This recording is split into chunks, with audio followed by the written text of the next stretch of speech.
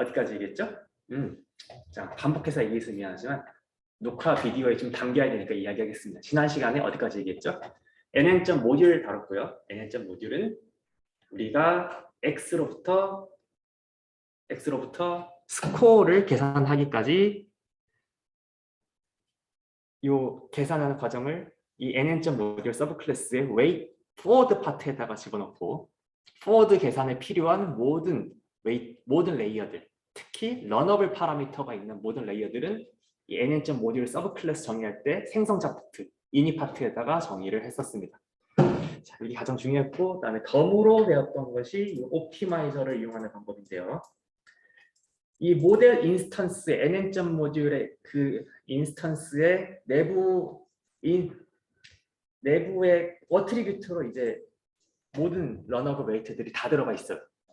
그 러너블 파라미터에 물론 우리가 직접 접근을 할 수 있기는 하지만 편의 기능이 좀 있으면 좋겠죠. 그래서 모델 인스턴스의 모든 러너블 파라미터를 어떻게 한 번에 쉽게 업데이트할 수 있느냐.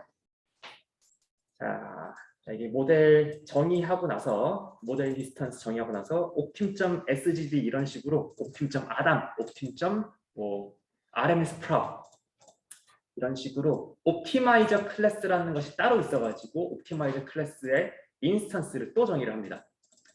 이 옵티마이저를 한번 정의하고 나면은 모든 러너블 웨이트의 그 그래드를 제로로 설정하라라는 명령어나 그다음에 옵티마이저가 주시하고 있는 모든 러너블 파라미터를 다 한 번씩 업데이트해라 이런 명령어들을 라인 88처럼 아주 간단하게 쓰실 수 있습니다. 자, 그런데 그거를 하기 위해서 주의해야 되는 게 뭐예요? 이 옵티마이저 클래스 인스턴스 초기화할 때 나 모델을 주시하고 있어 이렇게 얘기해 줘야 될 거 아니에요. 그래서 나 이 모델이라는 인스턴스의 파라미터스를 주시할 거야. 이런 명령어가 반드시 필요합니다. 모델과 옵티마이저를 이어주는 무언가가 필요하고요. 그다음에 러닝 레이트는 여기 맨 처음에 시작하는 러닝 레이트는 10의 마이너스 2승 이런 식으로 하시면 되고 웨이트 디케이는 L2 페널티 몇으로 할지라고 얘기했습니다. 자, 그래서 이게 덤으로 얘기했던 거 플러스 하나였습니다.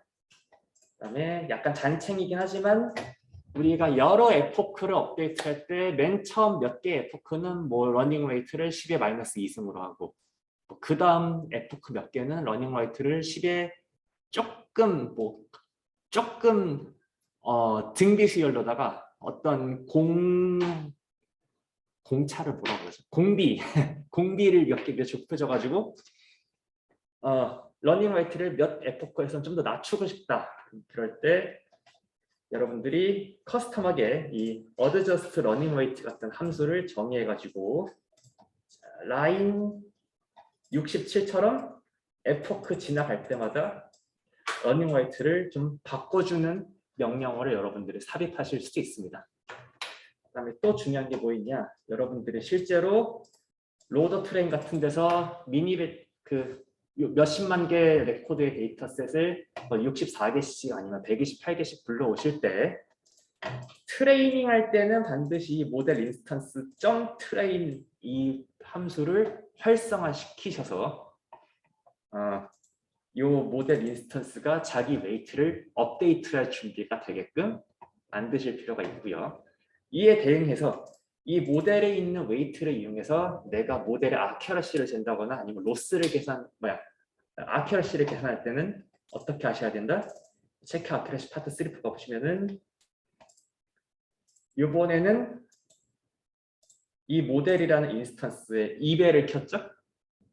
자, 그러니까 내가 웨이트를 업데이트하고 싶은 건지 아큐러시를 재고 싶은 건지 그러니까 성능을 평가하시고 싶은 건지 두 목적을 생각하시고 그때그때 맞춰서 이 모델의 모드를 바꾸실 필요가 있습니다. 제 기억에 상당히 자주 생겼었던 에러 같아요. 그 학생들께서 어떤 프로젝트 같은 걸 하실 때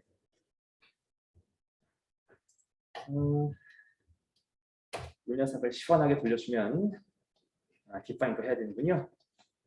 파트 3부터 시원하게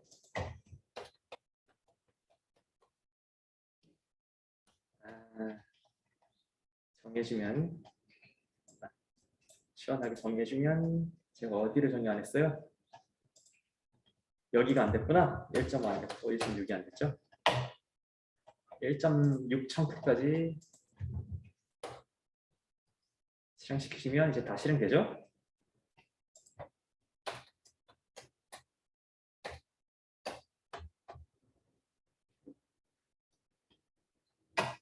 그러면 이제 청크 3.5가 뉴럴 네트워크 트레이닝을 다 실현시키는 파트입니다. 자, 여러 번 이야기해서 굳이 설명할 필요는 없지만 이 모델 파트가 이제 어떻게 정의되는 거예요? 이게 nn.module API 이용해서 정의했던 거고요. 13번은 잠깐만. 13 라인 13과 라인 16은 파트 2에서 파트 3를 넘어올 때 또 어떻게 바뀌었어요? SGD 기반의 하드 코딩 기반 업데이트가 옵티마이저 함수를 이용한 자동화된 업데이트로 바뀌었고, 그다음에 트레이닝 파트 2에서는 원 에포크만 업데이트했었다면 트레이닝 파트 3, 3, 4 함수에서는 여러 에포크에서 업데이트를 하는 함수가 들어있었죠. 그래서 여러분들이 실제로 프로젝트 같은 걸 할 때 가장 눈여겨 보셔야 되는 함수가 이 트레인 3, 4, 5입니다. 자, 요 패턴을 잘 기억해 두세요. 나중에 필요하면 이거를 똑같이 갖다가 쓰면 되고. 그럼 이제 저 파트 4로 넘어가도 되나요? 좋습니다. 저는 파트 4로 넘어가는 데서는 뭐가 바뀌느냐? 라인 12를 바꿀 겁니다. 자, 라인 10을 우리 어떻게 정의했어요? 좀 올라가 보시면은 청크 3.1이었나? 화면에 띄우지 않겠지만 여러분들이 한번 위로 올려서 보세요. 투라이 FC 어떻게 정했어요?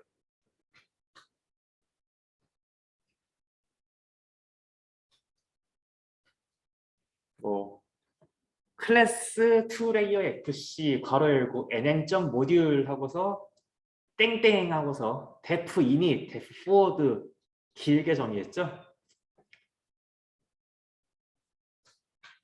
이걸 더 간단하게 해볼 방법이 없을까? 사실 모티베이션을 한번 줘보겠습니다. 우리가 인풋 쉐입과 아웃풋 쉐입 다시 만약에 뭐 더 복잡한 구조의 뉴럴 네트워크가 나중에 있겠지만 우리가 이런 걸 생각한다고 해봐요.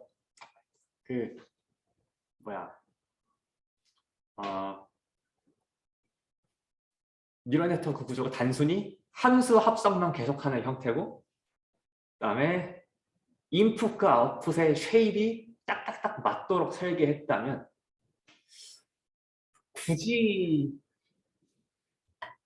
여러분들이 보시는 그 nn 모듈처럼 일일이 함수 대응 규칙을 이렇게 만들어줄 필요가 있느냐? 그냥 블럭 쌓기처럼 쓰면 안 되냐? 이런 생각을 해볼 수 있습니다. 그래서 파트 4입니다. 한번 읽어볼게요. 파트 3에서는 임의의 훈련 가능한 레이어라는 건 러너블 파라미터를 갖고 있는 레이어라는 겁니다. 렐루, 에버리지 풀링 이런 거 말고 배치놈 아니면 컴포 2D 아니면 nn.linear 이런 거 얘기하는 거예요. 임의의 훈련 가능한 레이어와 이들의 연결성을 정의할 수 있는 파이터시 모듈 API 소개했고요. 그다음에 어디 보자. 그래서 파트 3에서 보신 거는 nn.module에서 뭐 init에 기여하는 레이어들 다 정의하고 그 다음에 forward 다 정의했습니다. 이런 절차들을 간단한 구조에 대해서는 한꺼번에 수행해주는 nn.sequential이라는 새로운 모듈을 제공합니다. 이거를 여기 전문 용어로는 컨테이너 모듈이라고 하던데 정확히 그 CS 커뮤니티에서 컨테이너라는 게 무엇을 뜻하는지 잘 모르겠어요. 하지만 이 피드포드보다 복잡한 구조를 만들기 좀 힘듭니다. 그러니까 뒤에 보시면 알겠지만 이거는 간단한 것만 할 수 있겠나라는 생각이 확 드실 겁니다. 유연하지는 않지만 다양한 상황에서 쓰기는 충분합니다. 실제로 이걸 가지고 뭘 할 거냐면은 제가 이번 숙제는 파트 4까지 했죠?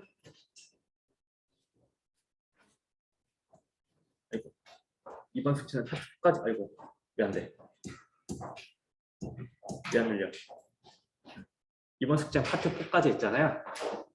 파트 5에서는 내가 nn 모듈로 뭔가 복잡한 모듈을 정의한 다음에 이게 한 레이어 5층 정도 되거든요.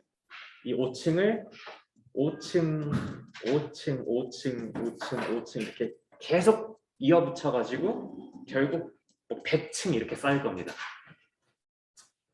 그러니까 메시지는 뭐냐면은 nn 모듈 API랑 복잡한 네트워크도 상당히 효율적인 방법으로 우리가 정의할 수가 있게 돼요. 그래서 다양한 상황에서 쓰기 충분하고요. 시작하기 전에 하나 미리 해줘야 될 건 있습니다.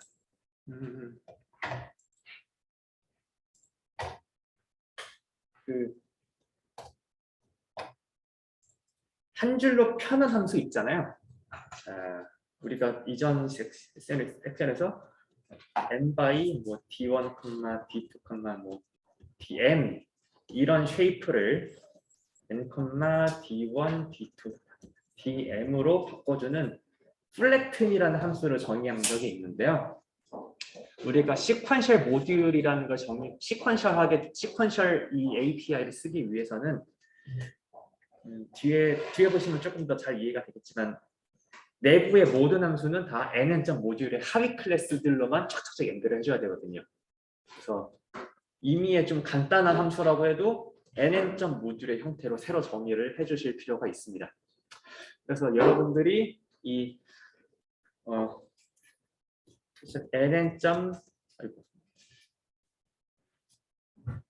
nn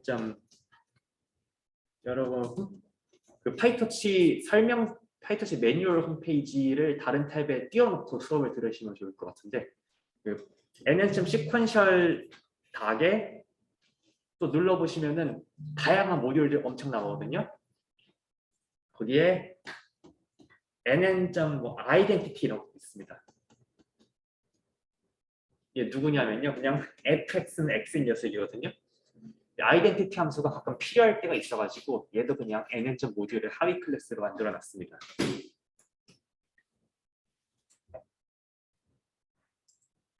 그러면은 시퀀셜 API를 2레이어 네트워크 어떻게 만드느냐?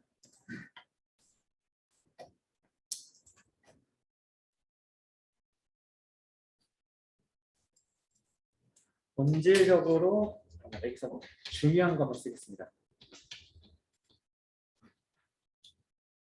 여러분 이전에 모델 어떻게 정의했다고요?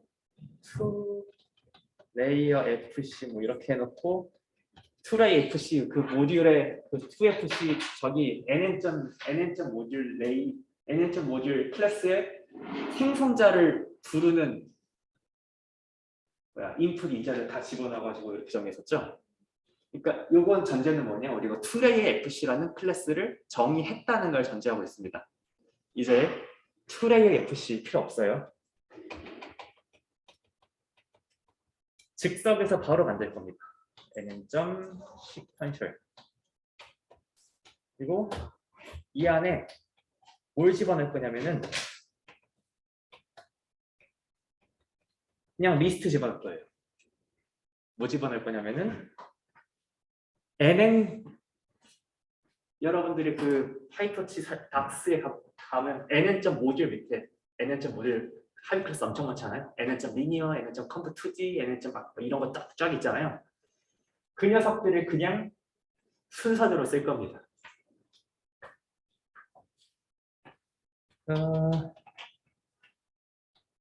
자, 우리의 2레이어 뉴럴 네트워크 한번 반추해봐요. 맨 처음에 이미지 들어왔을 때 한 줄로 폈죠? 그다음에 한 줄로 펴는 거 플래툰이라는 함수를 쓰긴 썼는데 여기에 넣어야 되는 건 nn 모듈로 정의된 녀석이거든요. 그래서 nn 모듈로 정의된 똑같은 기능을 수행하는 이 대문자 플래툰을 쓸 겁니다. 그 다음에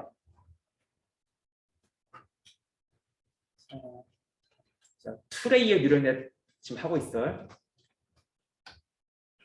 2레이어 이루어져요. 처음에 한 줄로 펴고 그다음에 리니어 레이어 한번 통과시키고 렐로 한번 통과시키고 리니어 한번 통과시키면은 이제 스코어 나오죠. 자, 그러면은 리니어 한번 통과시키고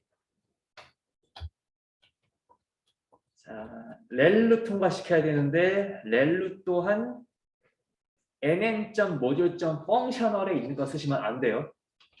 무조건 nn.module에 있는 거 쓰셔야 됩니다. 그래서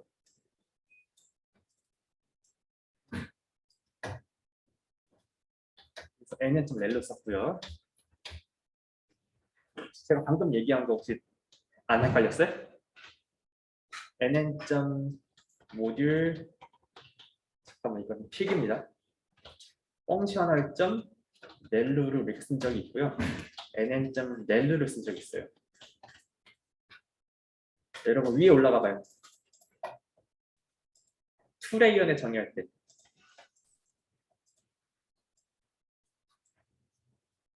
스코어스 어떻게 계산했어요?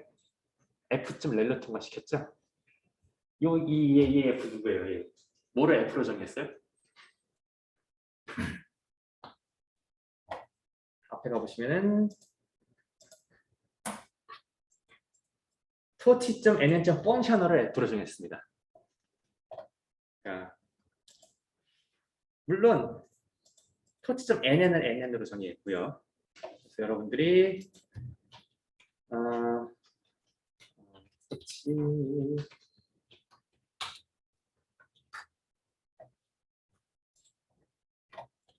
자 토치.nn 들어가시면 여기서 렐로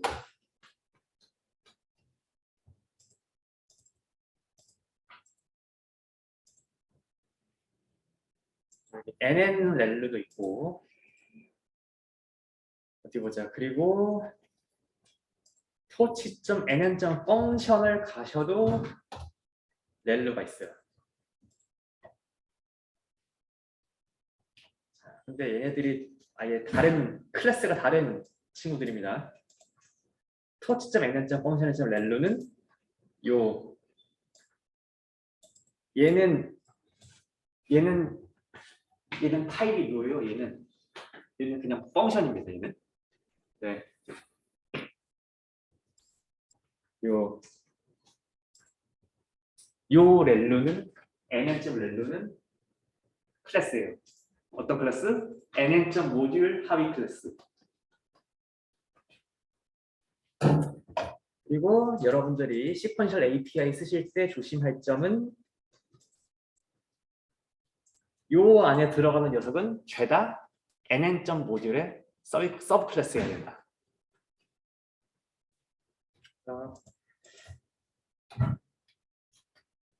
nn.렐로 썼고요. 죄송합니다. 다음에 nn.linear 이렇게 하시면 정의가 끝입니다. 물론 이렇게 한다고 끝은 아닙니다. 우리가 레이어를 하나 정의하려면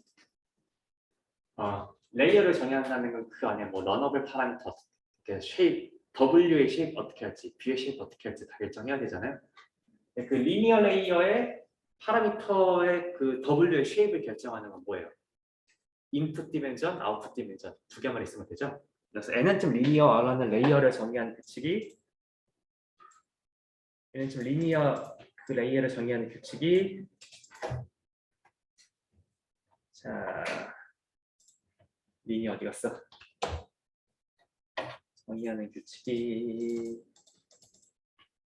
자 리니어 레이어 여기자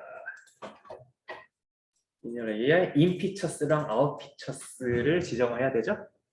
인피처스는 인입되는 피처의 개수, 그다음에 아웃피처스는 아웃풋 피처의 개수. 그래서 인피처스는 사이파이 10 데이터셋 기준으로 10 곱하기 32 곱하기 30 맞나요?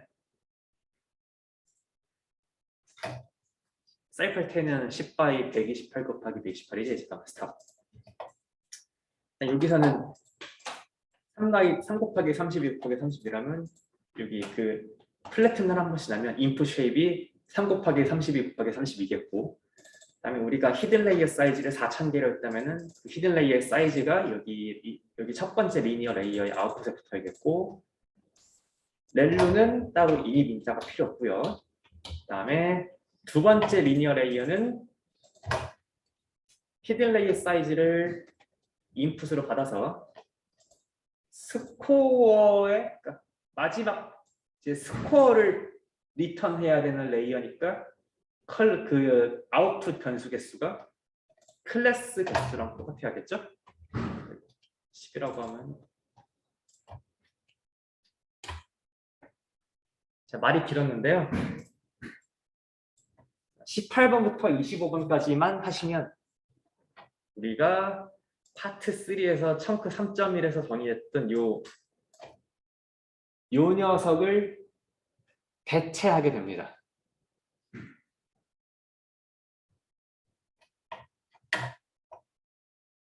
자, 물론 우리 이니셜라이제이션 아직 안 했는데요. 얘기할 수 있어요.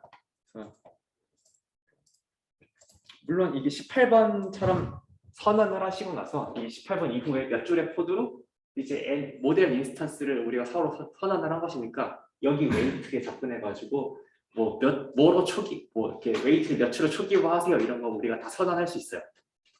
가장 본질적인 코드는 요 7줄이면 충분합니다. 그 다음에 우리가 선언한 모델에 대해서 아키텍처도 자 관찰할 수 있습니다. 그냥 프린트 하시면 돼요.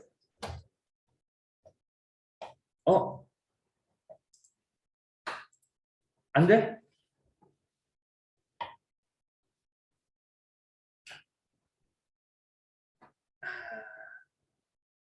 List is not a module of class래.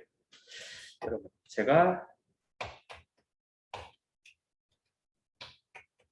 리스트를 빼야 되나 봅니다.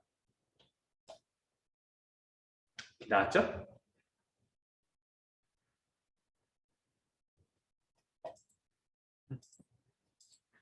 리스트로 만드는 게 아니라 그냥 그 레이어 순서들을 그대로 쓰시면 됩니다. 그러면은 내가 만약에 잘 짰다면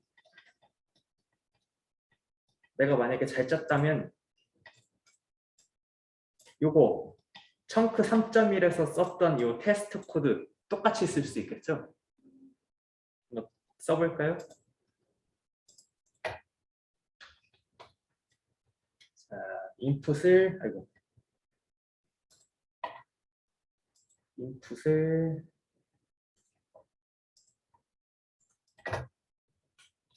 인풋 사이즈를 인풋을 C by H by W로 하기로 했으니까 X를 C by H by W로 하고,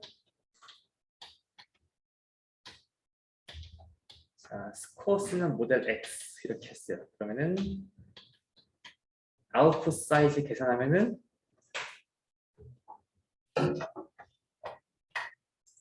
64,10이 나오면은 되겠죠? 나오나요? 오케이.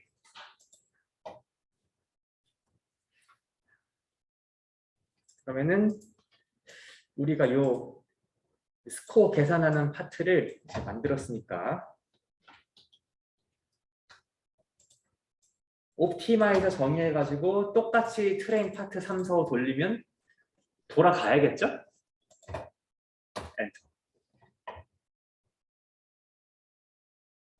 잘 돌아가네요. 여기까지 해서 파이토치에서 가장 간단하게 이 모델을 정의하는 방법까지 했습니다. 우리가 지금 몇 주 차죠? 11주 차인가요? 한 3, 4주 차 때 처음에 투레이어 뉴럴 네트워크를 임플리멘트를 아마 해봤었습니다. 그때는 파이토치에 아무런 이 자동화된 API 이용하지 않고 거의 넘파이를 쓰는 수준으로 하드코딩도 하고 백프로포게이션도 다 하드코딩을 했어요. 지금은 단 이거 하면 다 돌릴 수 있습니다.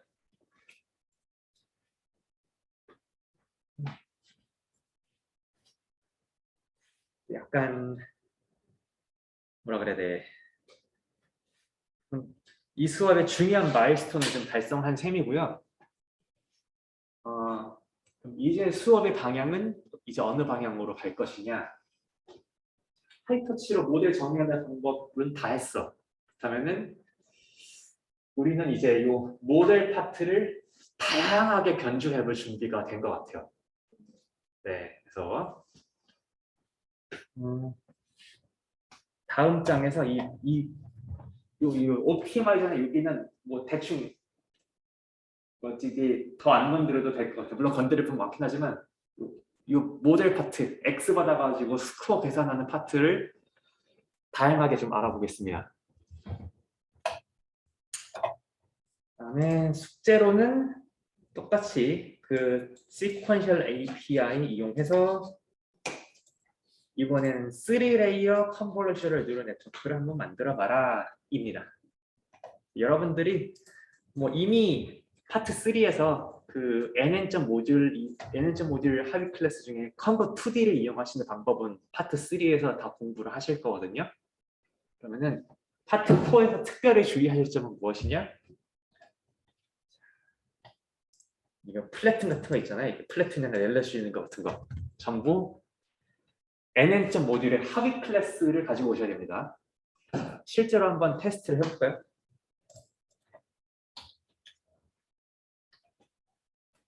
우리 정의상 대문자 플래툰은 NN.모듈의 합의 클래스인데 이 녀석인데 소문자 플래툰은 그냥 파이썬 함수죠?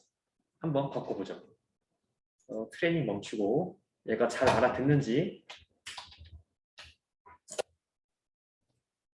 못 알아듣죠? 플래툰이 뭐 이렇게 뭐 미싱하대요. 근데 무슨 메시지인지 알아들을 수가 없습니다. 미싱 원 포지셔널 이퀄트 X 이렇게 하면은 아마 제 기억에 하이터치 이렇게 검색하면은 다들 비슷한 에러를 겪고 있죠? 네.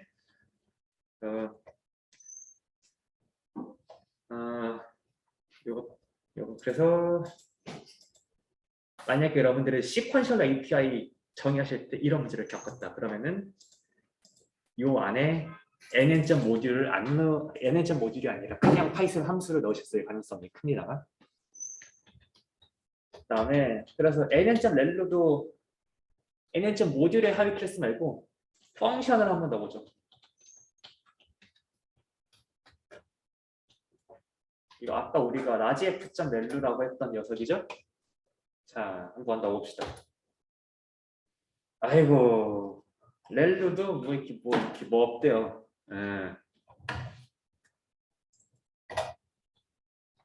오케이. 자, 그러면 이제 다음 주 5월 18일 숙제 제출 이후로 다음 숙제 낼 때 이제 이 모듈로 레즈넷을 하드코드로 짜보는 거 어때요? 이제 하드코드라는 건 이 두 개를 조합하는 걸 얘기합니다.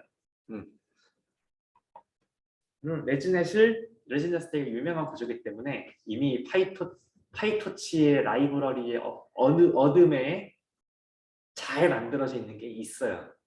그래서 실전에서는 하드코드 짜지 않고 그냥 다운로드 받아서 뭐 쓰시면 되는데 여러분들이 있는 모델만 다운로드 받아서 쓰실 경우는 많지 않을 테고 물론 있는 모델을 많이 쓰시겠지만 그 위에 뭐 레이어 하나를 얹든가 아니면은 맨 위에 레이어 두 개는 웨이트를 초기화시킨다든가 하는 여러분들만의 커스터마이제이션을 많이 할 거란 말이에요. 그런 커스터마이제이션을 잘하기 위해서는 이 파트 5에 나온 그 코딩들은 그 여러분들의 추후 예들에 아주 큰 도움이 될 겁니다. 자, 다음 숙제긴 한데, 그래서 이제 막 네트워크를 어떻게 정의해요? 막 딕셔너리 같이 정의를 하고 있고, 제이슨 파일처럼 정의를 하고 있죠. 네. 이렇게 정의하실 수 있게 됩니다. 그러면 이제 레지넷이 뭔가를 공부를 해야겠죠? 그래서 챕터 8로 가겠습니다.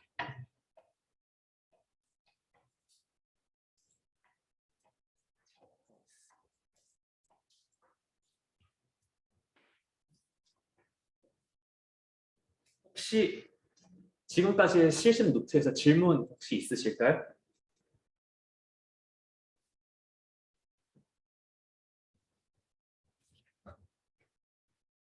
좋습니다. 자, 잠깐만. 스크린을 좀 잠깐 변경을 하겠습니다. 얘는 끄고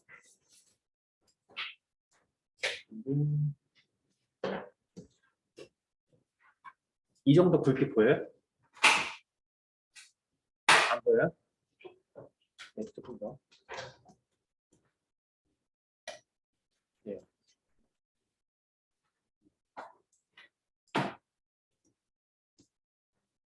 잘 보여요? 오케이.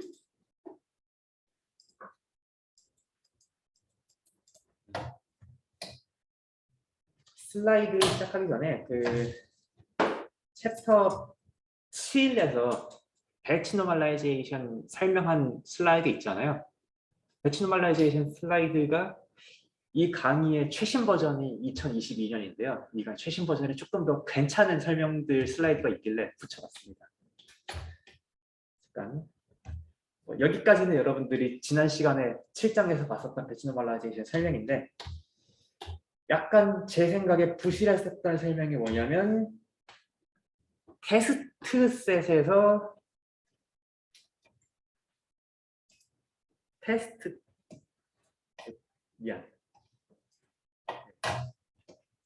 테스트 셋에서 그 테스트 셋에서는 민이랑 스탠다드 그 배치마다의 민이랑 스탠다드 디비에이션 모르니까 트레이닝 셋에서 있었던 거 가져다 쓴다라고 대충 설명했잖아요. 그거를 구체적으로 어떻게 좀 구현을 하는지 설명이 좀 잘 나와 있습니다. 자, for each 트레이닝 이터레이션마다 즉 이게 for each t마다 우리 기준으로는 for t, x, y in enumerate loader train에 대해서 그 안에서 이 뮤제이라는 녀석은 트레이닝 셋에서 그 매 미니 배치마다의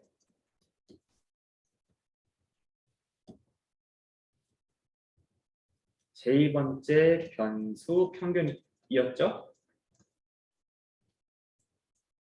자, 그러면은 그 녀석을 뭐 어떤 식으로 기억을 하느냐? 어렵진 않습니다. 그냥 무빙 에버리지처럼 보통 기억을 한다. 여기가 메시지입니다.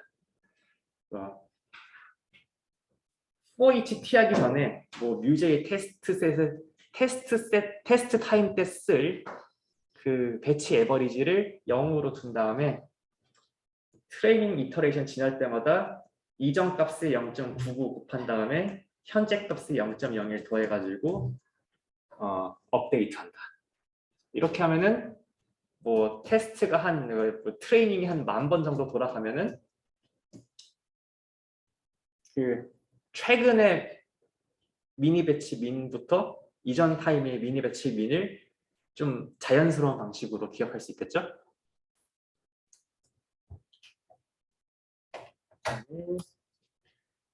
뭐 이렇게 그 배치별 스탠다드 디비에이션도 비슷한 방식으로 할 수 있겠습니다. 뭐 이를테면은 매 배치마다 스탠다드 디비에이션 계산한 다음에 그 녀석을 이전 거에 0.99배 더하기 이번에 기록한 녀석이 0.02배 더해가지고 기억할 수도 있겠습니다.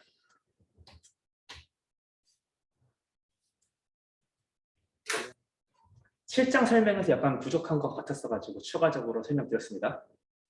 그다음에 다른 거는 똑같고요. 그다음에 이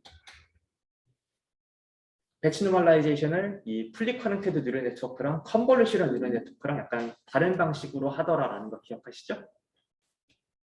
네.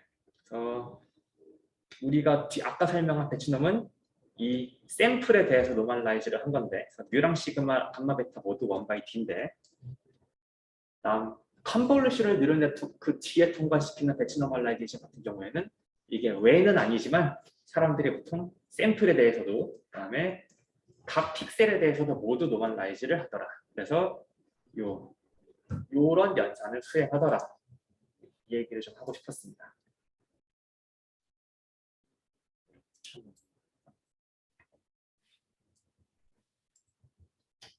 그다음에 다른 건 똑같고요.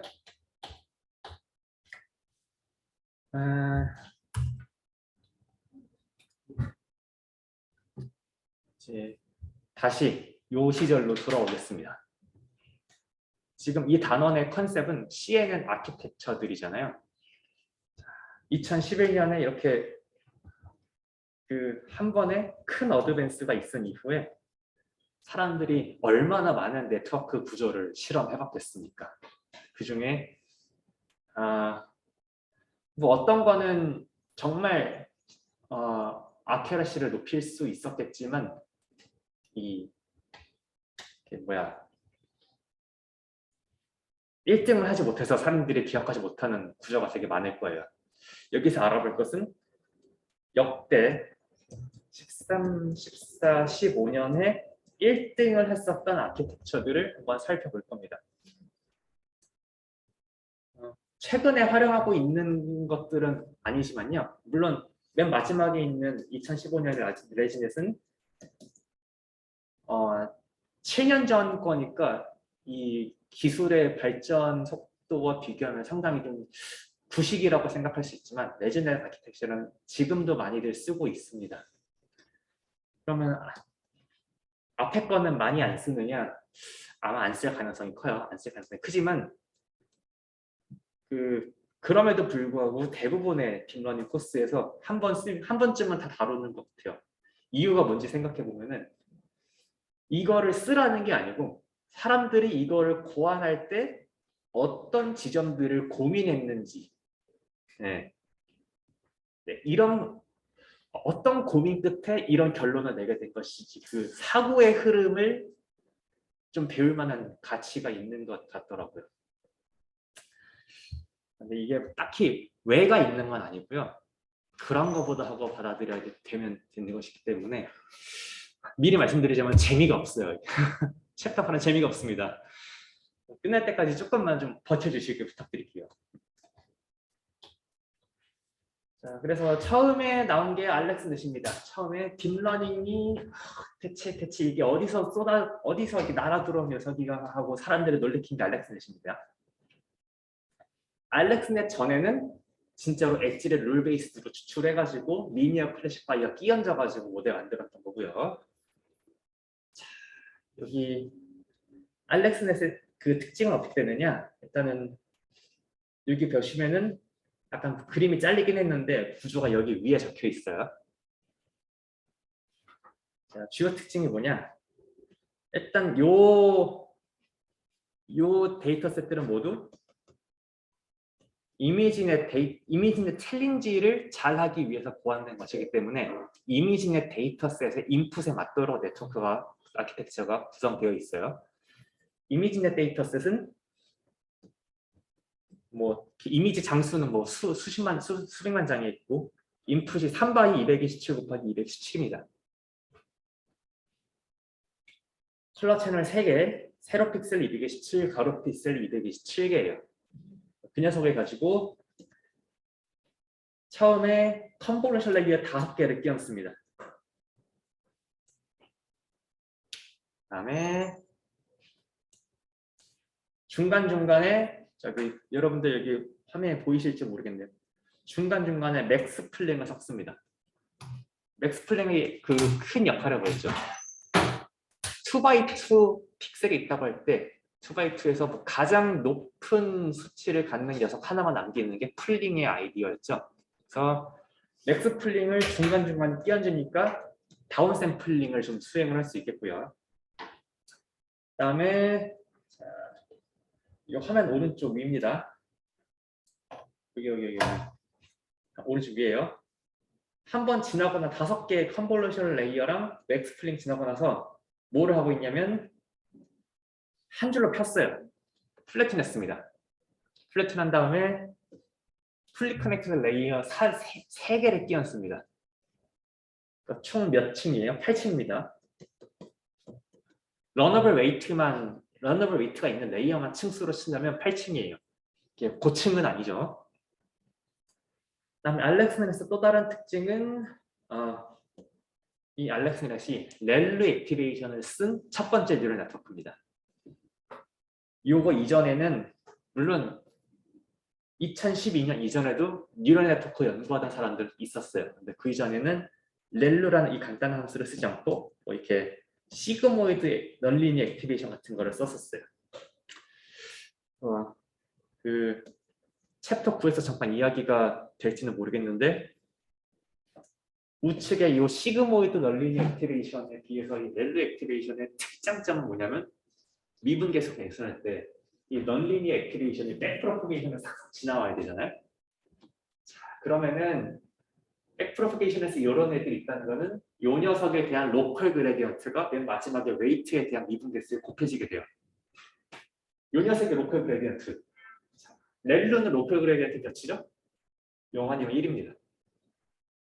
그러니까 컴퓨터 계산할 때 0 곱하는 건 이그제틀리 0이고 1 곱한다는 건 이전의 값 이그제틀리 2콜로 쓰면 되죠. 얘는요. 이 로컬 그레디언트가 이그제틀리 제로도 아니고 그냥 쭉 0에 가까운 값들이 쭉 있다가 중간에 약간 뭐 1 정도의 그 기울기 있고 다시 0으로 디케이하는 값입니다. 자, 그러면은 이런 널리니 액티베이션으로 한 10층 쌓는다고 해봐요. 0.8의 10승 같은 게 로컬 그레디언트를 누적해서 곱해지는 겁니다. 그러면은 우리 인간은 파이널 그레디언트가 0.000074 이런 게 나올 수 있다는 걸 알지만 컴퓨터 입장에서 그런 0.8의 10승 같은 거를 하다가 보면은 0 되겠죠. 그러니까 우리가 업데이트를 하고 싶어도 업데이트를 하지 않습니다. 이렇게 이론적으로는 0이 아닌데 수치적으로 작은 수가 누적해서 곱해지면 이그제클리 제로로 계산이 되는 현상을 사람들이 옛날에 베니싱 그레디언트라고 불렀어요.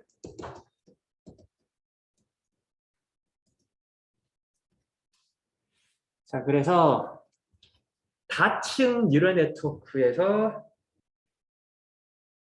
렐루가 아닌 이런 시그모이드 액티베이션을 쓸 때 사람들이 가장 걱정하는 게 베니싱 그레디언트였는데 이 렐루 액티베이션은 그 베니싱 그레디언트를 조금은 해결해 줄 수 있는 단초를 제공했죠. 자, 3시 51분이 됐거든요. 4시까지 잠깐 쉬었다가 수업 이어서 하겠습니다.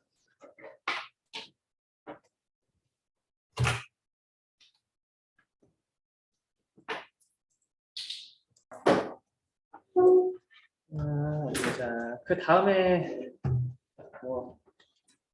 이 녀석에 대해서 이 녀석이 얼마나 유명했는지 써 있고요. 지금 더 이상 쓰지 않는 거는 뭐 설명할 필요는 없을 것 같고, 그다음에 이 당시에는 이 네트워크를 얼마나 열등한 장치로 돌렸었느냐. 지포스 GTX 580 그 메모리가 3GB밖에 안 되는 걸로 이 네트워크를 훈련시켰다고 합니다. 그 공학적인 근성이 상당히 대단하다는 거를 간접적으로 느낄 수 있어요. 그 풀 네트워크 구조는 위에 써 있고요. 보시다시피 요 자세한 구조는 뒤에 나와 있습니다. 이 녀석이 지금 토탈 사이테이션이 2021년 기준으로 10만을 넘어가는데요. 이게 얼마나 유명한 페이퍼냐면은 찰스 다윈의 종의 기원이 6만 번 사이트가 됐대요. 그다음에 그 정보이론의 가장 기초인 그 전슨 셰넌 티오리가 있습니다. 그래서 뭐라 그래야 돼? 아무튼 그 통신 정보 이론에 저도 잘은 모르지만 그 가장 유명한 페이퍼가 지금 14만 번 사이트가 됐고, 그다음에 왓슨 앤 크릭 DNA 이중 나선 구조 그 유명한 페이퍼가 16,000번 사이트가 됐대요. 알렉스넷이 10만 번 사이트가 됐으니까 그 파급력이 엄청났다는 건 짐작할 수 있겠습니다. 통계학에서는 이게 한 3개 정도가 유명해요. 지금 생각이 정확히 안 나는데 여러분 생존 분석할 때 칵스 프로포셔널 해저드 마대 들어본 적 있어요? 칵스 비례 위험 모형. 콕스, 예. 콕스라는 분이 영국의 통계학자인데 한 타계하신 지 몇 달 안 됐습니다. 이분이 이것도 한 5만 번 이상 사이트가 된 통계학에서 유명한 데이터인데 하나가 칵스 프로포셔널 해저드, 그다음에 하나가 아마 벤자민이 하치버거 프로시저라고. 벤자민이 하치버거 프로시저는 여러분들이 가설 검정을 한 번만 하는 게 아니라 같은 데이터로 가설 검정을 막 20만 번 할 때가 있거든요. 이를테면은 유전체 데이터는 20명인데 비교해야 될 유전자가 막 20만 개예요. 그러면은 20만 개의 유전자 20만 개 변수라고 생각해도 됩니다. 20만 개의 변수가 투 샘플 테스팅을 딱 하면은 H0를 리젝트하는 게 몇 개 뜨겠죠? 그런데 투 샘플 테스팅을 20만 번 하면요. 잘 생각해 보면은 투 샘플 테스팅은 보통 유의 수준이 5%잖아요. 그러면은 모든 변수들이 다 H0를 만족한다고 해도 H0를 리젝트하는 게 20만 곱하기 5면 10,000개죠. 10,000개 정도는 H0를 리젝트합니다. 잘 생각해보면. 그러니까 이 과학하는 사람들이 아니 지금 내 20만 개 변수 비교했는데 한 12,000개 정도가 H0를 리젝트했어. 그러면은 원래 10,000개 정도는 뜰 수밖에 없는데 H0를 리젝트한다고. 그러면은 어떻게 이 10,000개를 잘 발라내고 진짜로 좀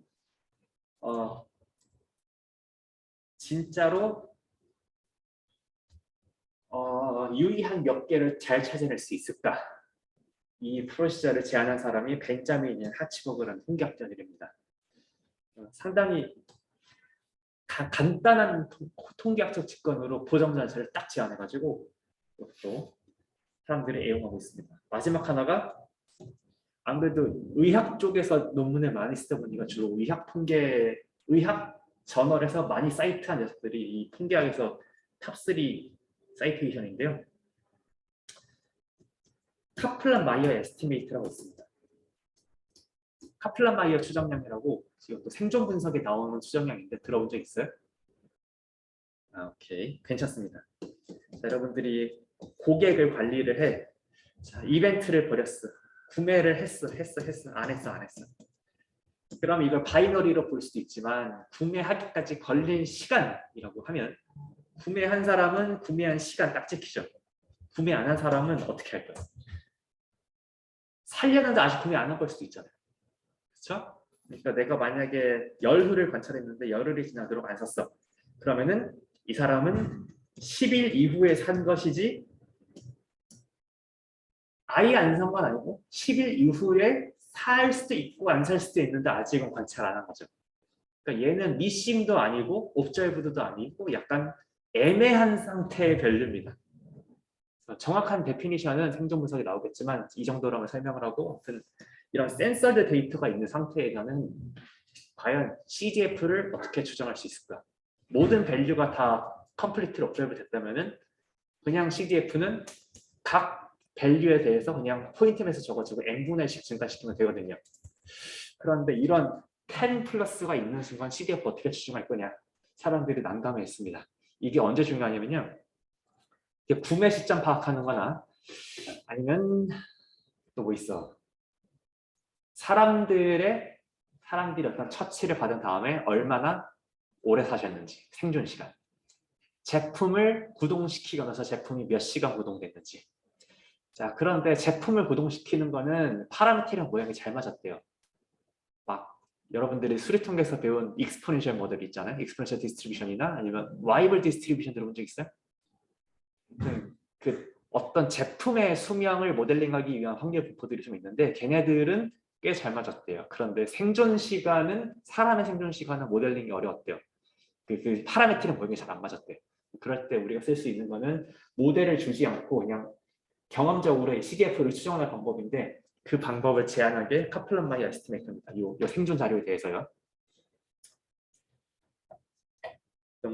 너무 삼천포로 빠졌다. 계속 하겠습니다. 자, 알렉스넷의 구조를 살펴보겠습니다. 이제부터 살펴볼 건 뭐냐면요. 저희 7단원에서 레이어 하나 딱 뜯어보면서 이 레이어에 러너블 파라미터 몇 개 있어.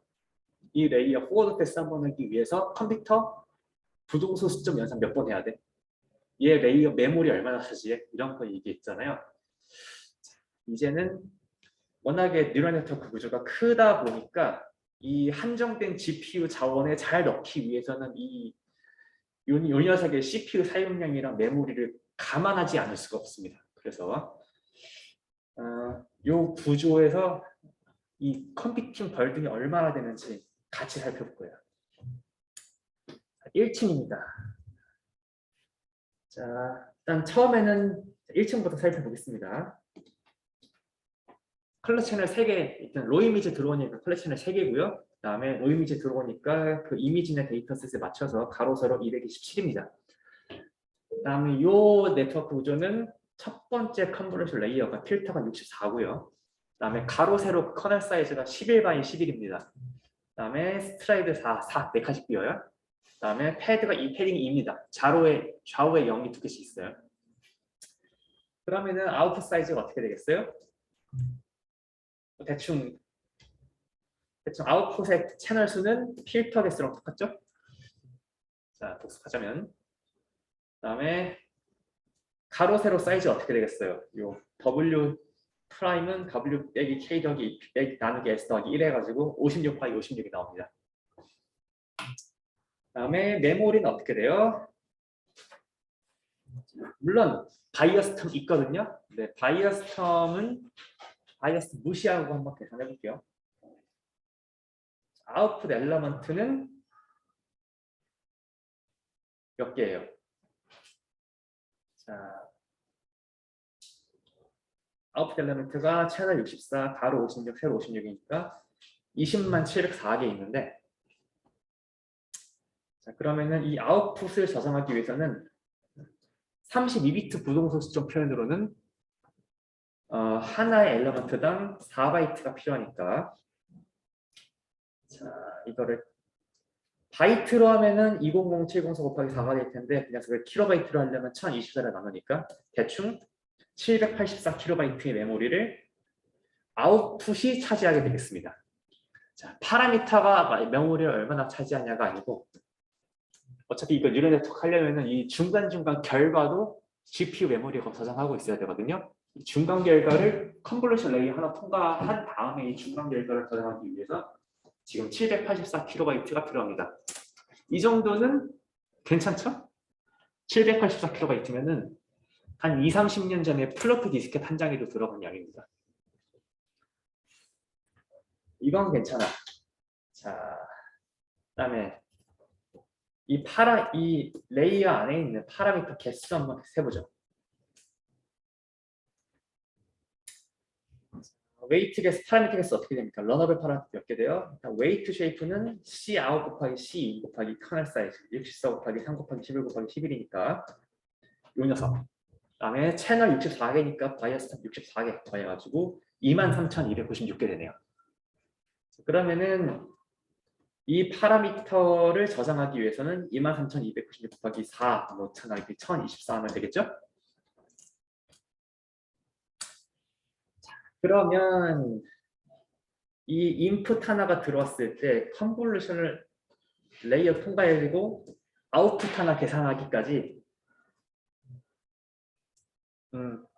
연산이 몇 번이나 필요하게 있냐? 여기서 플롭이라는 거는 무엇이 말이 있냐면 플로팅 포인트 오퍼레이션의 준말입니다. 한국어로는 부동소수점 연산이고요. 여러분들이 혹시 좀 컴퓨터 기기에 관심 많으신 분들은 뭐 이렇게 새로운 CPU가 나왔다. 그런 벤치마크 프로그램 딱 키면은 부동소수점 연산 순위 쫙 이렇게 나오거든요. 그때 그 부동소수점 연산 능력이 이 GPU나 CPU의 주요한 능력 중에 하나입니다. 물론 여기서의 포인트는 이거 계산이 얼만큼의 부동소수점 연산의 양을 필요로 하느냐인데요. 우리는 지금 모든 웨이트랑 데이터가 모두 이 부동소 수점 플로트로 저장이 돼 있으니까 이 부동소 수점 연산 필요하고요. 어디 보자. 일단 좀 논의를 간단하게 하기 위해서 멀티플라이 한 번, 애드 한 번을 한 번의 연산으로 칩니다. 보통 그렇습니다. 그러니까 ax 더하기 b란 연산을 지금 스칼라 곱하기 스칼라 더하기 스칼라 연산을 한 요 연산이 지금 1회입니다. 그다음에 ax 더하기 by 더하기 c 연산을 한다면은 곱하기 더하기 한 번, 곱하기 더하기 한 번 해가지고 2회 이렇게 치는 겁니다. 그러니까 임의의 비디멘전 벡터 두 개는 A 트랜스포즈 B 더하기 C를 한다면은 이거는 이 부동소 수점 연산할 수가 몇 회라고 얘기할 수 있어요? D번 D 플럭스라고 얘기할 수 있습니다. 자, 한번 세보겠습니다. 자, 일단 아웃풋 엘리먼트 하나마다 몇 번씩 하는지 세면 되겠죠? 아웃풋 엘리먼트가 20만 704개 있다고 얘기했고요. 그다음에 그거에 대해서 자, 어떤 연산을 해야 됩니까? 아웃풋 하나 얻기 위해서 컨볼루션 연산 어떻게 해요? 요 패치, 요 C 곱하기 K 곱하기 K가 필터 하나죠? 필터 하나랑 그 그림의 영역이랑 내적해가지고 바이어스 더하죠? 자, 그러니까 화면에 보고 계신 요 C 곱하기 K 곱하기 K를 D디멘전으로 쫙 펼쳤을 때 D디멘전 벡터랑 D디멘전 벡터랑 내적해가지고 바이어스 더하는 거죠? 그러니까 각 엘리먼트 하나당 363번씩 멀티플라이 애드 오퍼레이션 필요합니다. 곱하면은 72만 8,550 발음도 어렵네. 7,285만 5,552번 하고요. 줄이면 73 메가플rop스라고 할 수 있죠. 뭐 이런 1024의 제곱으로 나눴을 거예요. 그 다음에 이제 컴브 1 끝났습니다. 이제 풀링 레이어도 비슷하게 아웃풋 사이즈, 메모리, 파람, 플랍 이런 식으로 계산해 볼게요. 생각해 보면 풀링 레이어는 일단 아웃풋 사이즈는 쉽죠? 아, 이것부터 여기 알렉스넷이 제안한 그 맥스 풀링 레이어의 커널 사이즈는 3입니다. 3x3. 3x3마다 맥스를 뱉는 거예요. 그 다음에 2칸씩 옮겨갑니다. 그러면 이것도 풀링을 하고 나면은 아웃풋 사이즈는 WK 나누기 S 더하기 1 해가지고 27 나오고요. 그러면은 메모리는 이 아웃풋의 메모리는 어떻게 될 것이냐? 64 곱하기 27 곱하기 27 그다음에 4바이트 해가지고 나누기 1024에서 182.25 정도 킬로바이트 나오고요. 그다음에 풀링 레이어는 파라미터 없죠? 그다음에 플로트 포인트 오퍼레이션은 자 포지션 개수 64 곱하기 27 곱하기 27 더하기 이 9개의 원소 중에서 맥스를 계산하기 위해서는 이진 연산으로 하면은 이항 비교를 사실 8번을 해야 돼요. 생각해 보면은 이렇게 비교해서 얘 커? 얘 넘겨 이렇게 가장 기본적으로는 8번의 연산이 필요하고 물론 이런 비교 연산은 이렇게 더 빠르게 할 수 있는 방법이 있긴 하지만 좀 최대 9번을 넘진 않죠. 그래서 어차피 이게 대세에 영향을 이렇게 주지 않는 계산 레이어거든요. 그래서 최대 아무리 계산을 많이 비효율적으로 해서 9번 연산을 한다고 해도 41만 9,904번의 플로팅 포인트 오퍼레이션을 넘지 않습니다. 그래서 반올림하면은 0.4 메가플rop스가 되고요. 그래서 오른쪽에는 0이라고 써 있지만 exactly 0은 아닙니다. 자, 비슷한 방식으로 두 번째 컨볼루션, 두 번째 풀링, 컨볼루션 3, 4, 5, 그다음에 플래툰까지 했습니다. 아웃풋의 메모리가 이렇게 조금씩 디케이하고 있는 걸 보실 수 있고요. 그다음에 파라미터의 개수는 늘었다가 줄었다가 이렇게 조금씩 늘어났다가 주는 모습을 좀 보실 수 있습니다. 연산량도 좀 초반 레이어가 이렇게 두 번째 레이어에서 연산량이 좀 많죠. 그다음에 이게 마지막에 플래튼하면은 여러분들 보시면 아웃풋 사이즈를 보시면은 아웃풋이 점점점 채널 수는 많아지고 대체적으로 많아지고 가로 세로 사이즈는 줄어드는 거 보실 수 있거든요. 맨 마지막에 채널 256개에다가 6x6이 있는 녀석을 한 줄로 쫙 펴면은 256 곱하기 6 곱하기 6켜지고 플래튼하면 아웃풋 사이즈가 9216개가 됩니다. 자, 이제 알락스넷은 3개의 풀리 커넥티드 레이어가 또 있다고 했죠. 나머지 3개 더 붙여보겠습니다. 자, 여섯 번째 레이어는요. 여섯 번째 레이어는 풀리 커넥티드 레이어인데 인풋은 9216이고 아웃풋은 4096으로 줄이도록 설계가 되었습니다.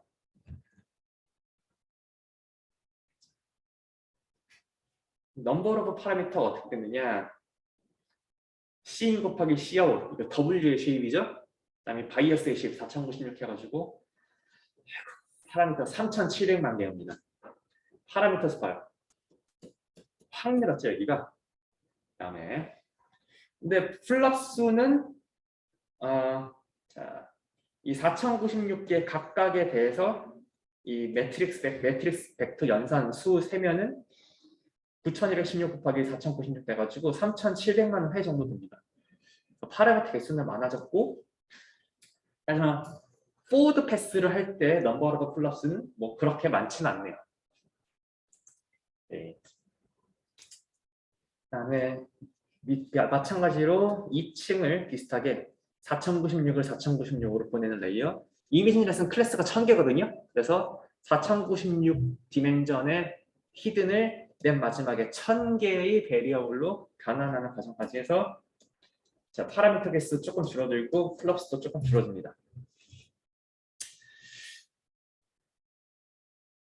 그런가 보다 하면 되겠죠? 자, 전 왠지 숙제로 이런 걸 중간에 한번 내보고 싶어요. 아마 다음 숙제가 될 것 같은데 이 슬라이드에 있는 구조 중에 이 레이어의 메모리, 파람스, 플랍 계산해봐라. 이런 거 이건 한번 내볼 것 같아요. 자, 아무튼 그러면은 자 2012년에 발명하신 분들한테 물어보고 싶겠죠. 니네 이거 대체 어떻게 만들었냐? 어디서 이런 게 하늘에서 뚝 떨어진 거냐? 인간이 참 대단합니다. 이거 이 인간의 고도의 지능적인 어떤 사고와 수많은 실험착오로 이걸 얻어낸 것이겠죠.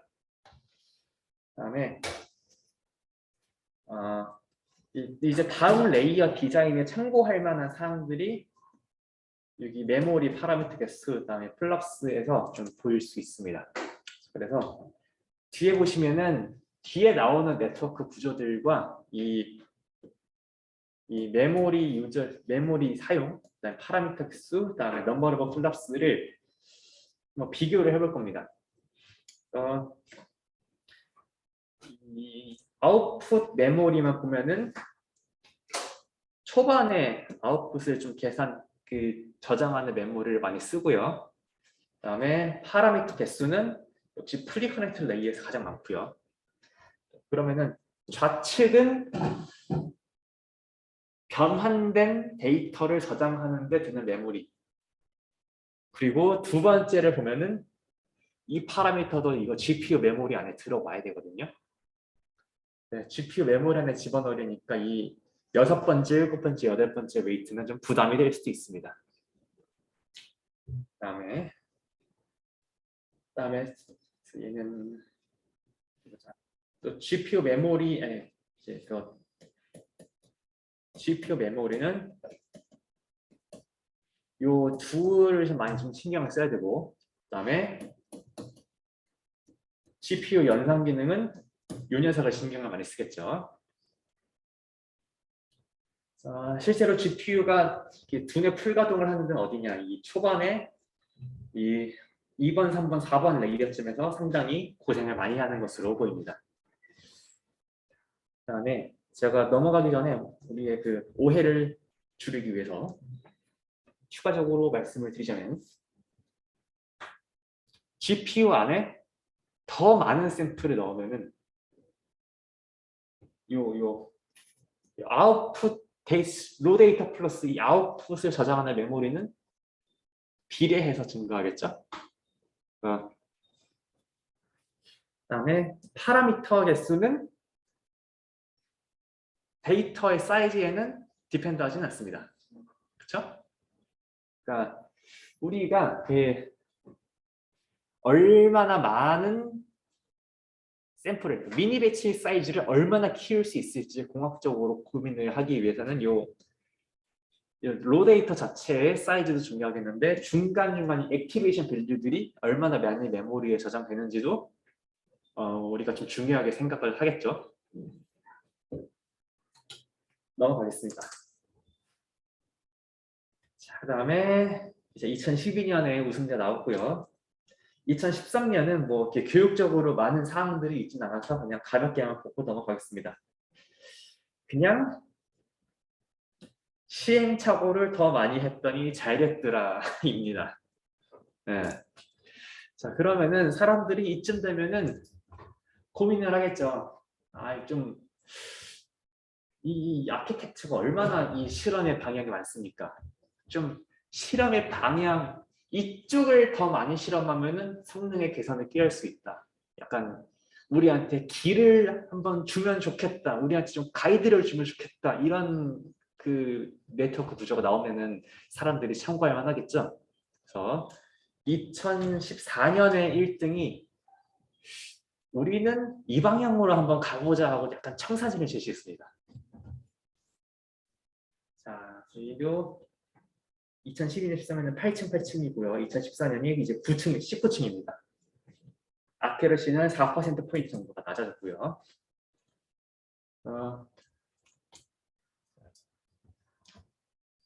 VGG가 V에서 줄여서 저자들의 이름의 그 초성을 따서 VGG 넷이라고 부르겠습니다. 지금 사람들이 VG넷을 뭐 많이 쓰는 건 아니지만 나름의 이 네트워크의 어떤 그 중요한 기여라면 방향을 제시했다. 있고요. 어떤 방향이냐? 네트워크는 고층으로 올리고 그리고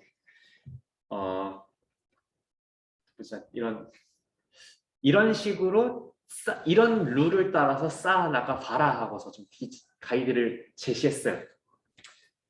이 VG넷은 어떤 룰을 제시했느냐? 물론 한때는 이 사람들이 이 룰을 따르다가 또 이렇게 이 룰은 아니고 우리는 이런 식으로 디자인하고 이런 식으로 자기들만의 룰을 좀 갖추기 시작했는데 아무튼 상당히 많이 참고할 만합니다. 어떤 식으로 했냐? 모든 컨볼루션 레이어는 필터 3x3 커널 사이즈를 3x3로 하고 스트라이드를 1로 하고 패딩을 1로 하세요. 즉 인풋 기억나요? 3 곱하기 3 커널에 스트라이드 1 패딩 1 하면은 인풋의 가로 세로랑 아웃풋의 가로 세로가 똑같죠? 그리고 다운 샘플링을 어디서 하느냐? VGG는 이렇게 합니다. 그 모든 다운 샘플링은 무조건 풀링에서만 합니다. 그 풀링은 어떤 풀링만 썼냐? 넥스풀만 썼고 2x2의 스트라이드 2자를 썼습니다. 즉 뭐 64y 64가 들어왔다. 그럼 뭐 제가 32배 32로 이런 식으로 줄겠죠? 2분의 1, 2분의 1, 2분의 1씩 줄어들겠죠? 그다음에 그 VGG의 디자인 가이드는 풀링하고 나면은 채널 수를 2배로 늘려라 하고 디자인 가이드를 제시했습니다. 이를테면은 자, VGG 16이나 19 같은 걸 보면요. 자, 인풋에서 여기 얘기하는 건 3x3 컨볼루션의 채널 개수 64개라는 겁니다. 그러면은 3x3 컨볼루션 64 하면서 넥스 플링을 한번 해.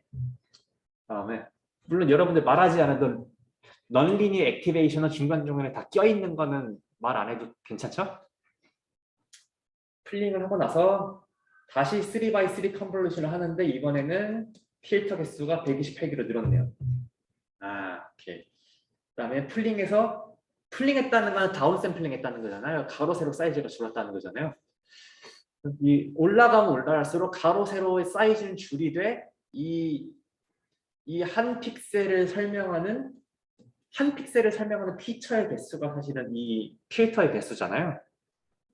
필터의 개수가 곧 아웃풋의 채널 개수니까 그 채널 개수를 128, 256, 512 이런 식으로 점차적으로 늘려나갑니다. 가로 세로 사이즈는 줄이는 방향, 그다음에 채널 개수는 늘리는 방향.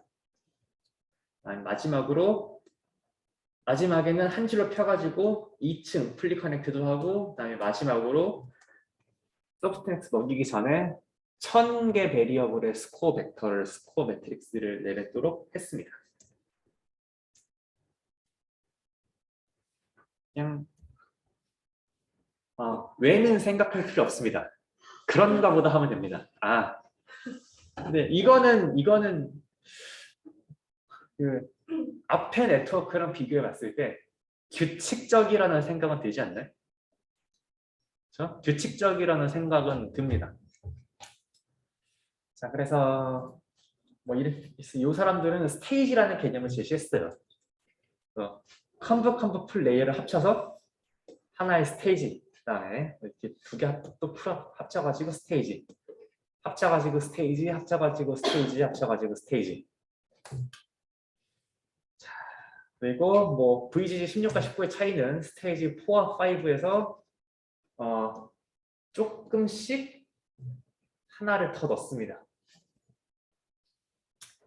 자, 그럼 우리가 아까 보셨던 nn.모듈과 nn.시퀀셜 API 빅드에서 생각해보면 VGG는 상당히 짜기가 간편합니다. 어떻게 짜면 되느냐? 이런 거 만들면 돼요. 함수 자체가 nn.모듈을 생성하게끔 하는 함수를 하나 짜는데 어떤 함수를 짜느냐? 컴브 개수를 인풋으로 하는 함수를 하나 짜요. 그러면 컴브 개수 두 개로 하자. 컴브 개수를 두 개로 하는 nn.시퀀셜 함수를 만들어요. 그러면은 밖에는 nn.시퀀셜로 한 다음에 스테이지 1을 스테이지 1에 대응하는 nn.시퀀셜, 스테이지 2에 대응하는 nn.시퀀셜. 미안. 이거 백문이 불여일견인데 지금 제가 말로 설명하려니까 너무 뜬구름 잡는 것 같아요. 어차피 이거 레지넷에 있거든요. 그때 다시 얘기하겠습니다. 어쨌든 이런 식으로 규칙적으로 층을 쌓으면 우리가 파이토치로 그걸 만들 때도 간편해진다. 그러면은 3x3 컨볼루션을 하면은 어떤 게 좋아지는지 한번 생각해 봅시다. 3x3 컨볼루션을 하면 그 벤치마크는 5x5 컨볼루션입니다. 5x 컨볼루션 한 번 하는 거랑 3x3 컨볼루션을 두 번 하는 걸 한번 비교해 보겠습니다. 다음에 인풋 아웃풋의 인풋 아웃풋 채널은 모두 C개로 똑같다고 합시다. 그러면은 이 컨볼루션 레이어의 전체 파라미터 개수는 바이어스 빼고 25C 제곱개, 18C 제곱개입니다. 그다음에 이거 인풋에서 아웃풋 계산하기까지 number of floating operation 한번 이렇게 계산해 보면은 25C 제곱의 HW고 좌측이고요. 그러면 왜냐면은 아웃풋의 쉐입이 C by H by W인데 각각에 대해서 25C번의 오퍼레이션이 필요하거든요. 여기 오른쪽 같은 경우에는 9C제곱 HW가 두 번 필요하니까 18C제곱 HW가 됩니다. 어때요? 좌측에 비해서 우측에 조금은 파라미터 개수랑 플러팅 오퍼레이션 개수도 줄어들죠?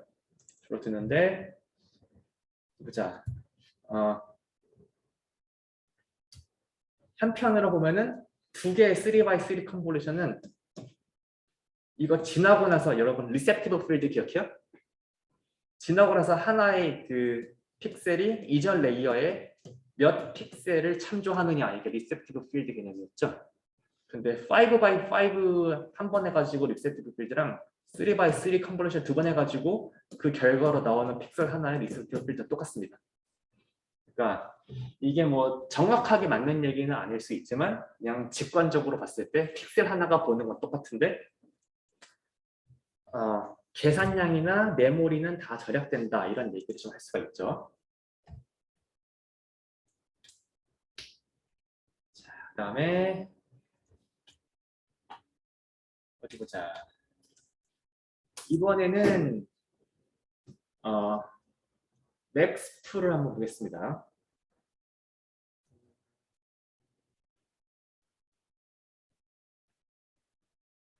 뭘 비교해야지?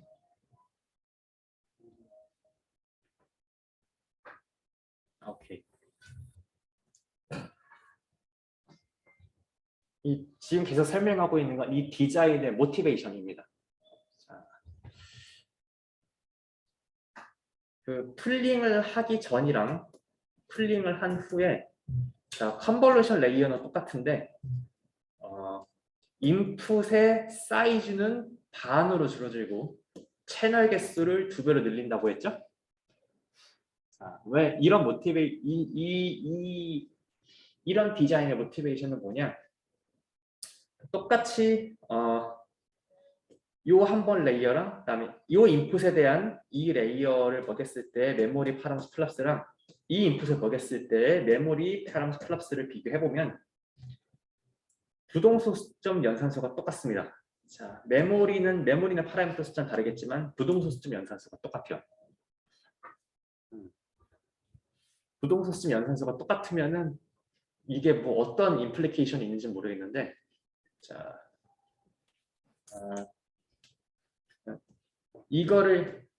왜 이거를 중요시 여기는지는 모르겠습니다. 근데 아무튼 의도는 그 풀링을 하고 채널을 더블링하는 거는 이 각각의 스테이지마다 그 아웃풋 계산을 위한 플러스를 맞추기 위함이라고 해요.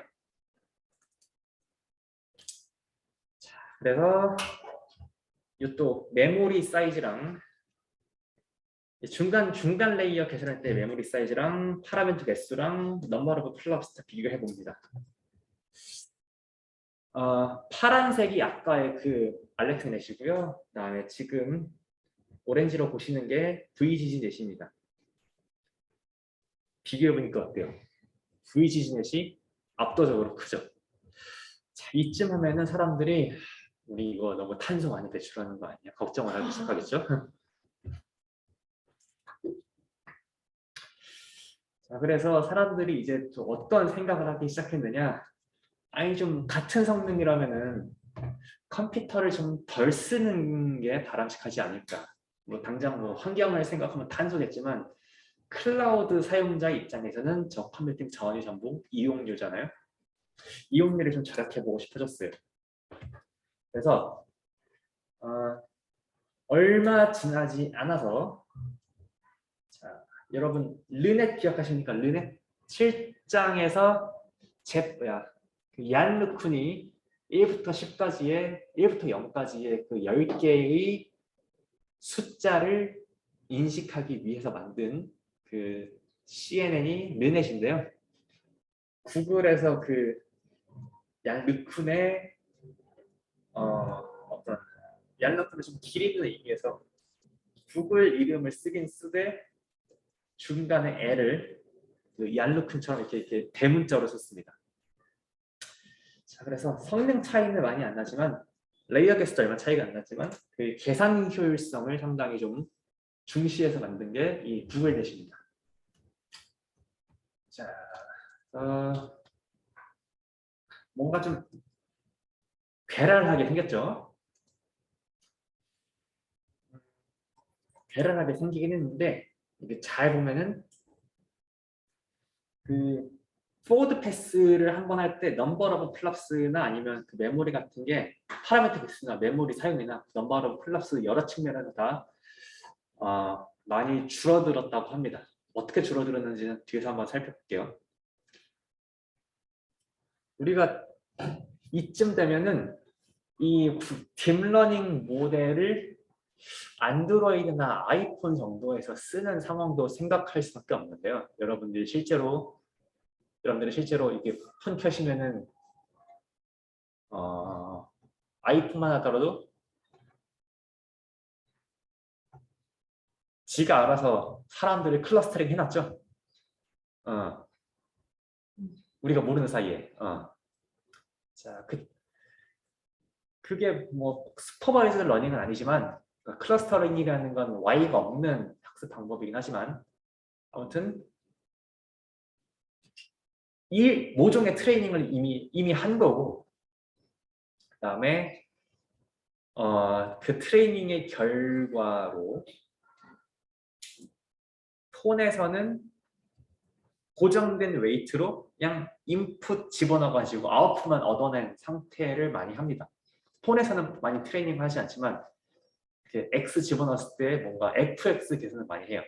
우리말로 하면은 모바일 디바이스에서는 트레인된 모델로 FX 계산을 많이 해요. 즉 포워드 패스를 많이 합니다. 그러니까 여기 만약에 우리가 모델에서 우리가 아까 봤었던 넘버 오브 플러스가 어떤 비용 계산한 거예요?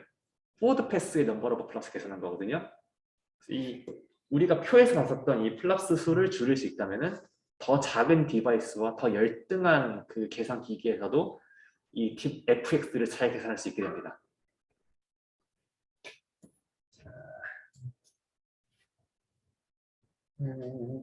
제가 요새 또 딴소리 해도 되나? 제가 요새 고민하는 문제가 추천 문제거든요.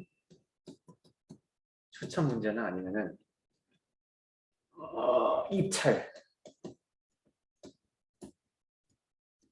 가격 매기기인데 입찰이나 가격 매기기는 이런 겁니다. 이렇게 진짜로 경매장 가가지고 50이요 이렇게 부르는 게 아니라 어떤 웹페이지 하나 뜰 때 내 폰의 웹페이지에 어떤 광고 배너 하나 뜰 때 이 광고 배너 누가 띄울 거냐 가지고 디지털 상으로 이 경매를 합니다. 요 창의 피처가 상품으로 나오는 거고요. 이 피처를 보고서 이 광고를 사고 이 사람의 이 지면을 차지하고 싶은 사람들끼리 0.1원이요, 0.007원이요 하고서 이렇게 입찰을 하는 겁니다. 자, 그러면은 물론 룰 베이스드로 0.07원이요 이렇게 주장하면은 CPU 타임 절대로 필요하지 않죠. 자, 그런데 내가 만약에 온 피처를 조금 가지고 조금 뭐 어떤 가공 알고리즘을 써가지고 나이가 입찰가를 계산한다. 충분히 가능한 시나리오죠. 만약에 요 피처 정보 중에 우리한테 요긴하다는 생각되는 어떤 사람만 출연해가지고 요긴한 사람한테만 가격을 높일 수 있잖아요. 아무튼 그런데 문제는 이런 경매가 1초에 50만 번이면 어떻게 할까? 1초 50만 번이면은 계산을 그다음에 이 서버 왔다 갔다 하는 커뮤니케이션 비용까지 필요하잖아요. 그러니까 내 CPU에서 계산할 수 있는 시간이 상당히 한정적이에요. 그렇다면은 뭔가 X를 집어넣었을 때 복잡하게 엔지니어링 하는 것도 필요할 수 있겠지만 그러다가 지면 놓칠 수 있겠죠. 그러니까 무슨 얘기를 하려고 그랬냐면은 생각보다 이 계산량을 정말 드라마틱하게 줄이는 게 필요한 시점도 있을 수 있다. 그래서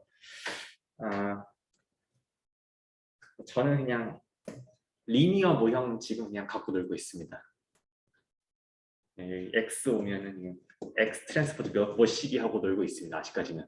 그럼 만약에 저렇게 소수점에 저렇게 계산이 중요한 경우에는 성능 그대로 하되 소수점의 연산을 줄이는 그런 방향으로. 그렇죠. 그렇습니다. 그렇습니다. 자, 그래서 그러니까 모델의 성능이 진짜로 아큐러시만의 성능이 아닐 수 있어요. 정말 다양한 관점에서 딥러닝 모형 경량화 연구라고 많이 부르는데 사람들이 많이 하는 방향이고 특히 공대에서 많이 하는 것 같고 플러팅 포인트 오퍼레이션 자체도 사실 비싸거든요. 차라리 플러팅 포인트는 부동소 시점은 하나당 4바이트인데 하나당 0원만 담을 수 있다면은 하나당 1바이트로 확 줄일 수 있죠. 아니야, 1비트로 확 줄일 수 있어요. 32분의 1로 줄일 수 있어요. 계산 비용을. 그러면은 뭐 저장 용량에서나 아니면 계산 부담에서나 모두 효율적이겠죠. 이렇게 아는 사람한테 그냥 공대 대학원에 있길래 님 뭐 하냐고 물어보니까 이렇게 딥러닝 양자화를 연구하고 있다고 하는 거예요. 처음 들었을 때 양자? 퀀텀? 너 그렇게 어려운 걸 하고 있니? 이렇게 물어봤는데 다시 물어보니까 요 웨이트를 컨티니어스 웨이트가 아니라 제로원 웨이트 같은 거를 주면서 그러니까 이미 성능이 좋은 네트워크는 있는데 성능이 좋은 네트워크를 제로원 웨이트만 쓸 수 있는 네트워크로 최대한 바꿀 수 있는 방법을 연구하는 문제를 풀고 있다고 하더라고요. 그렇습니다. 자, 그래서 구글은 어떻게 했는지 조금만 볼게요.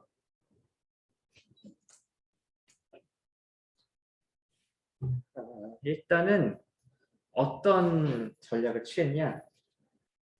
지금 여기가 이게 처음이 X고요. 위가 스코어입니다.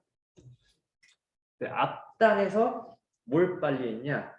다운 샘플을 매우 빠르게 합니다.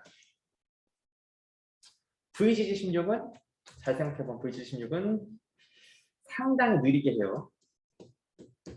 한 요 정도 통과해야 반으로 줄어요. 정말. 그래서 3층 통과했을 때 반, 6층 통과했을 때 4분의 1, 그다음에 9층 통과했을 때 8분의 1 이런 식으로 줄거든요. 네, 구글넷은 뒤에 보시면 알겠지만 한 4, 5층 통과하자마자 막 8분의 1인가 16분의 1로 다운 샘플이 되게 급격하게 진행됩니다. 그래서 한번 보시죠. 224부터 28까지면 몇이야? 16? 8분의 1인가요? 8분의 1로 몇 층 만에 줄여버리느냐 단 5층 만에 8분의 1로 레졸루션을 줄여버립니다. 그 가로 세로 사이즈를요.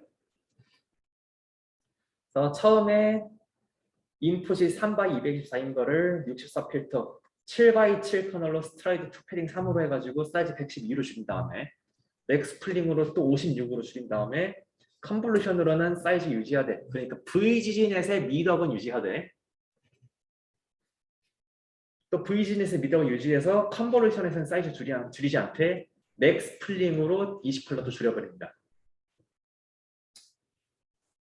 그래서 이 VGNet을 분석해 보니까 요 시작 시점에서 이 가로 세로 사이즈가 컴퓨팅 부담의 원천이었다라고 구글은 생각을 했고, 그래서 레졸루션을 빨리 줄여버리는 방향을 택한 것 같습니다. VGNet이랑 비교했을 때 그래서 같은 224에서 28로 줄이는 시점에서 224 아웃풋이 28인 때까지의 그 네트워크 구조 주기를 비교한 겁니다. 그랬더니 메모리는 5배 줄였고 파라미터 개수는 9배 줄였고 CPU CPU든 GPU건 그 부동소 시점 연산수는 18배 정도로 줄였습니다. 이 정도면은 하루 걸리는, 만약에 이 GPU로는 하루 걸리는 걸 저 GPU로는 한 1시간 반 만에 할 수 있는 거죠. 그 다음에 또 재밌는 어디 보자. 구글넷의 또 다른 재밌는 특징이 뭐냐. 자, 이전 슬라이드는 어그레시브 스템이라는 그 소제목이 붙었고요. 그 다음에 소제목은 뭐냐면은 이 사람들은 장명을 참 잘합니다. 인셉션 모듈이라는 걸 붙였습니다. 이게 일단은 이 인셉션이라는 말이 왜 붙었는지는 그렇게 크게 중요하지 않습니다. 아마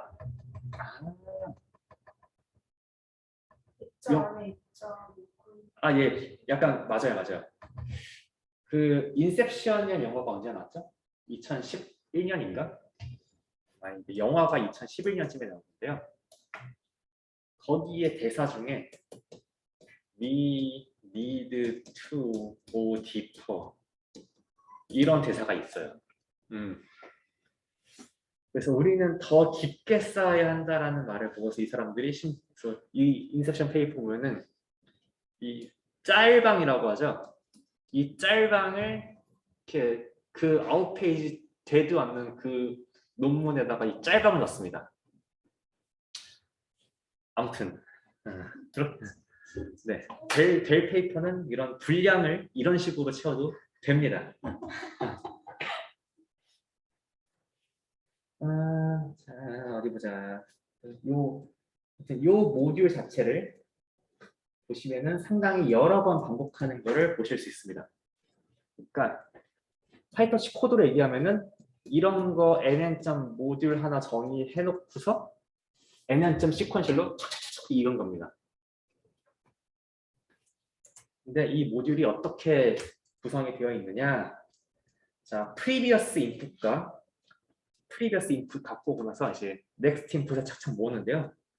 previous input이 c by h by 뭐 w라고 하면은 자, 요쪽으로 가서 c1 by h 프라임 by w 프라임 만들고 요 방향으로 뭐 c2 by h 프라임 곱하기 w 프라임 만들고 이런 방식으로 c4 곱하기 h 프라임 곱하기 w 프라임 만든 다음에 맨 마지막에는 필터끼리 다 이어져 가지고 h 프라임 w 프라임 곱하기 C1 더하기 C2 더하기 C3 더하기 C4 곱하기 H 프라임 곱하기 W 이런 식으로 앞에서 내놓게 됩니다.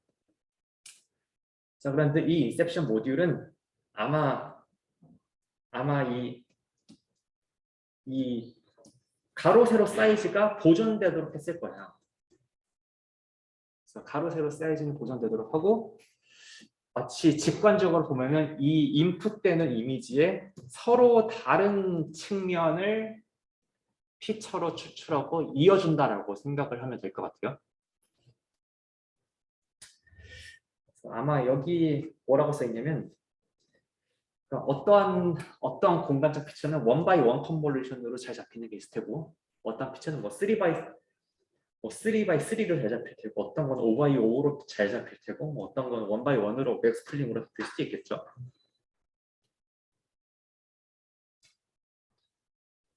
자,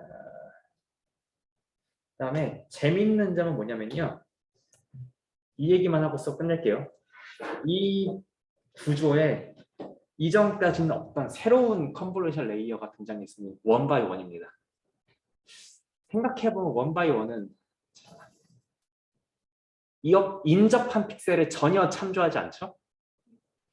그러니까 이거는 그 그림의 어떤 인접한 픽셀끼리 비슷한 픽셀 값을 갖는 그런 공간적인 특징을 전혀 이용하지 않는데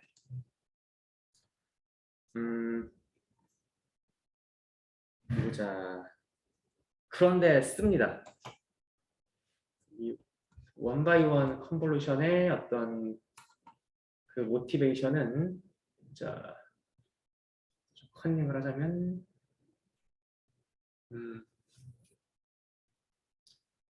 공간적인 특징을 참조하는 건 아닌데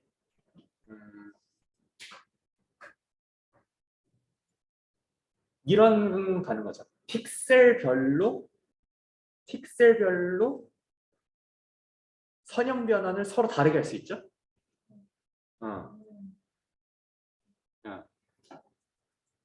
픽셀별로 뭐라고 해야 돼? 픽셀별로 채널 개수만큼 매적해가지고 변하는 다음에 넌리니어리티 씌우는 거잖아요. 그 넌리니어리티 씌울 때 다른 픽셀은 참조하지 않는 거죠. 그러니까 만약에 꿈보다 해몽이기는 하지만 픽셀별로 내가 변환을 다르게 하고 싶다면 특히 픽셀별로 비선형 변환을 다르게 하고 싶다면 1x1 컨볼루션도 괜찮은 선택일 수 있습니다. 네, 1x1 컨볼루션이 정말로 그래서 아큐러시를 낮추는 방향으로 작동을 해내느냐 그거는 어떤 데이터셋에 이런 게 잘 작동하는지 전혀 알 수 없어요. 적어도 이미지의 데이터셋에서는 이런 아이디어가 통했으니까 지금 1등 했겠죠? 여기까지 해가지고 이 구글넷의 특징 등인 어그레시브한 그 다운샘플링, 인셉션 모듈, 그다음에 글로벌 에버리지 풀링, 어그질리티 클래시파이어 중에 두 번째까지 했습니다. 다음 시간에 이어서 국어에 대해서 특징도 얘기하고요. 이제 그 다음에 그 시스템 노트에 나오는 레지넷이 나옵니다. 다음 시간에서 레지넷 커버할 수 있을 것 같아요. 여기까지 질문 있으실까요? 아무도 VCC가 이렇게 만들어진 데 대해서 질문을 하지 않아요. 저도 모르겠습니다. 아무도 왜냐고 그렇게 만드는 거죠. 아마 이 팀은 GPU가 많고 더 키워볼까? 이런 생각을 하지 않았을까?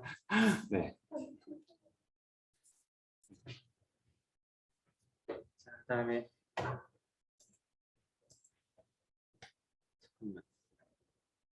잠깐만. 네, 그러면은 오늘 수업은 여기까지 하겠습니다. 수고하셨어요.